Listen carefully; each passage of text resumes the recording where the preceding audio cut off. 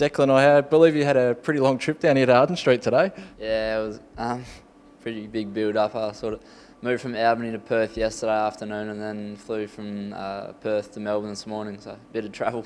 Are you exhausted? Pretty amped up to be here, so I think probably hit me a little bit later, but I'm pretty excited right now.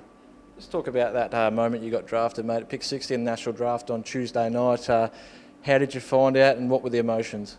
I was sitting around watching the TV with just my family and cousins just to sort of keep it down low because I didn't know if I was going to get picked and I didn't want other boys being there if I didn't get picked. But when I heard my name called, it was a pretty awesome feeling and excited to be here.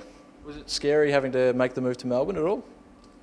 Sort of, but I'd sort of already moved away from home last year, so I had a bit of practice at moving around and meeting new people and new experiences, so it's just another challenge and I'm looking forward to it.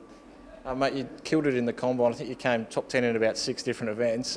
Just talk us through your assets. What are the things that make you a good footballer? I guess I'm quite athletic and well-rounded, just that I'm quite fast and can usually run for quite a while, so I think that's probably one of the big positives to me. What about coming into the club today? How does it feel walking through the corridors at Arden Street?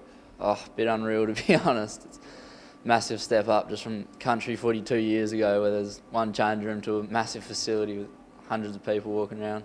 And what about Corey Wagner as well? You had him come with you, so it probably just makes things a little bit more comfortable walking into the club with another guy. Yeah, so I met him at the combine, so it's a bit easier walking in with a familiar face with a boy who's in a pretty similar position to me, so it just makes it a little bit easier, which I'm thankful for.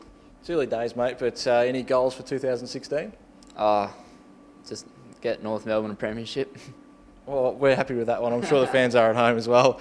Mate, Utah tomorrow as well, so I'm sure that's going to be tough. You've already had a massive trip and now you're over to Utah. How's that going to be? Pretty excited for it still. I think another 19-hour trip or whatever it is, but just looking forward to getting there and getting started with pre-season and hopefully meeting some of the boys and just getting started really. Have you heard much about the trip? It's a pretty tough one.